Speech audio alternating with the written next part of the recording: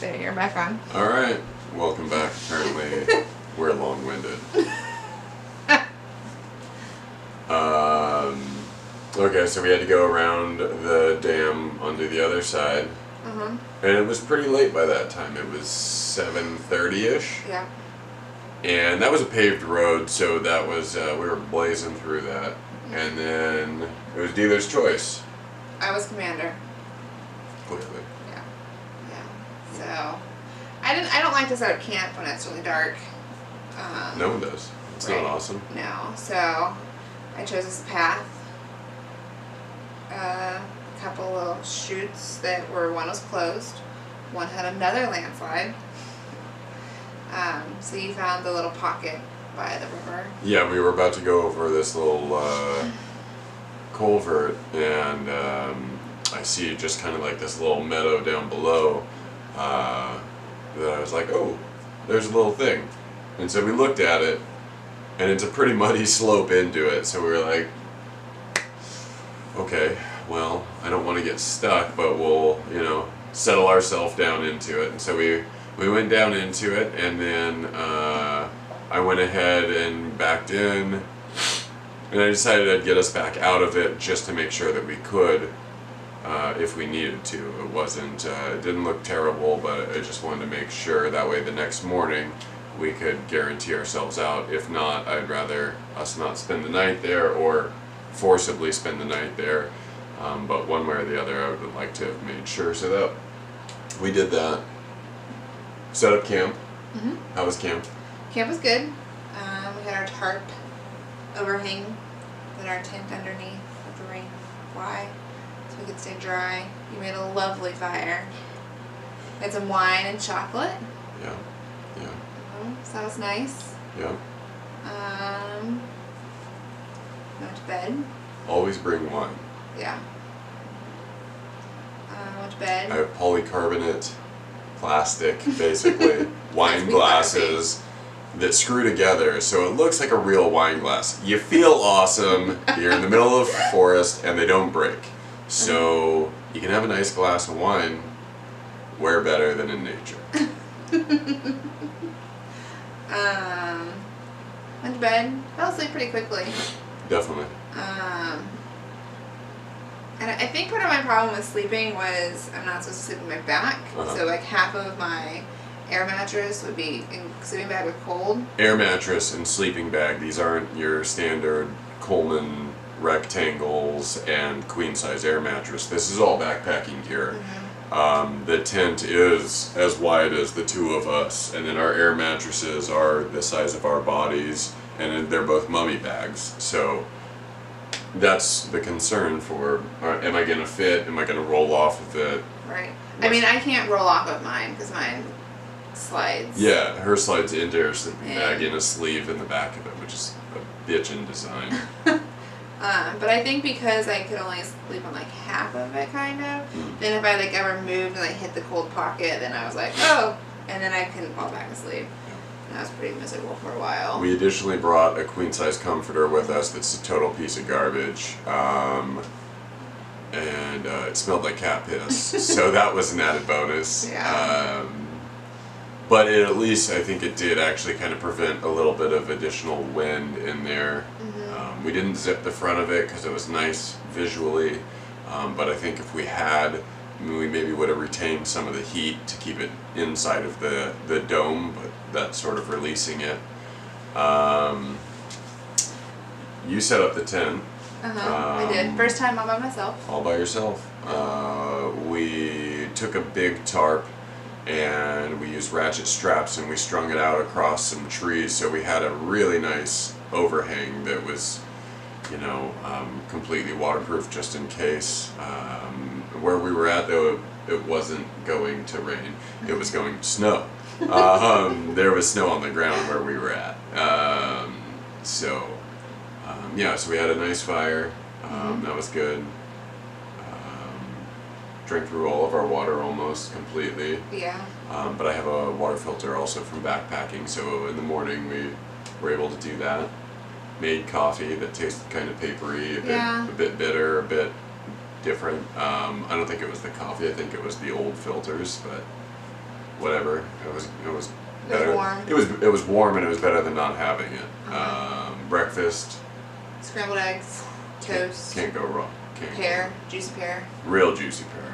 Yeah. That was delicious. It's crazy how the most basic stuff is the greatest thing you've ever eaten in your lifetime when you've had that day before. I mean, even though it wasn't really stressful, and you even were talking about that. You were like, I was trying to think back, and I mean, you said it.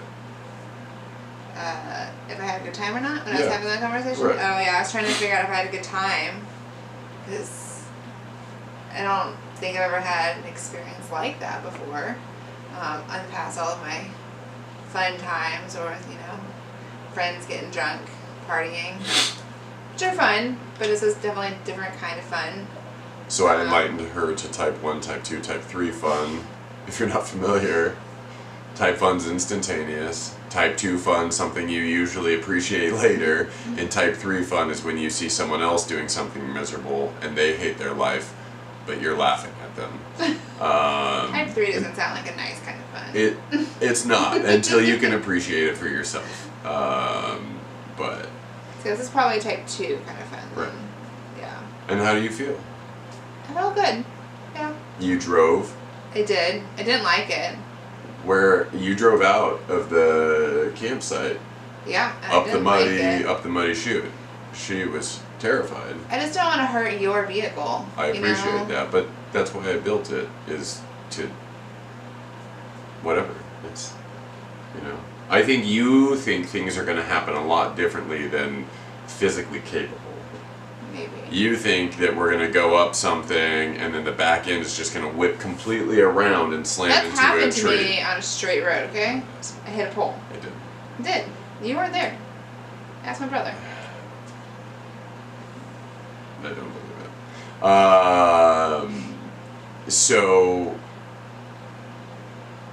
I have had the great fortune of driving a lot of vehicles, beating the ever-living out of them, really testing the limits, so I've become a competent enough driver to understand what I'm doing for the most part.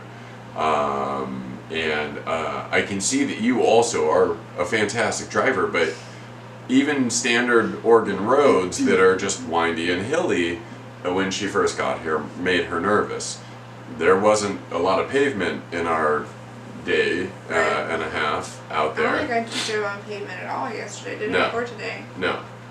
So, to be on these hills, and quite literally, there were cliff edges. I mean... I couldn't look at them. Yeah, it was intense. There are some cliff edges. I mean, edges. And there was at least one canyon that was probably a solid 700 feet, maybe, that we were on the edge of. There was a couple of nice little white markers to say stay away from this area. So that's positive, and that keeps you on pace. But you did awesome. Thanks. You drove well. Then we went and explored, tried to find other ways back and all sorts of different things. Nature always won. Nature won each time. It wasn't worth it to push the vehicle further. It was just us. If we had another vehicle to be able to recover, if we had a winch, if we had some sort of tracks like max tracks or something, we could just slide underneath the wheels. Yeah, I mean, it just wasn't worth it to push forward when that's not what the trip was about. So it was awesome. Our goal was to get to Crater Lake. We made it maybe halfway there, tops, and that's totally fine. Like, that doesn't matter. The actual goal was to enjoy the journey, and I mean, I did. I did too. And we explored a bunch of places. We got turned around even close to town. We went to explore this road that I thought maybe went through that turns out it's private land, so they don't take kindly to us folks there. But I don't know. I really enjoyed the maps. I've always liked maps. Good navigator. Good navigator. It's one of my favorite things. Mm-hmm. Yeah. What else?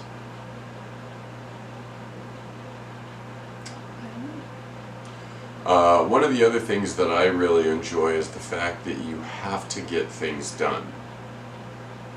It forces you into having to get things done. You can't really sit back and not take an active role because there's always something to do for the most part. So, you know, until everything's done, you can't really just sit around and do something. So, you know, she's setting up the tent, I'm building the fire, we did the tarp above the entire campsite together. You know, we get back, we immediately both work together to get the truck unloaded, everything put back away. I mean, I think it instills a very positive lifestyle, I guess, is to like act on something. When you know something needs to be done, act on it, as opposed to just being like, I'll sit here. And it's because there, it's freezing fucking cold. Mm-hmm. Sorry for the F-bomb, folks. It's freezing cold, and you can't stay stationary because you don't have anything to keep you warm. You know, so like moving around is gonna at least keep you warm.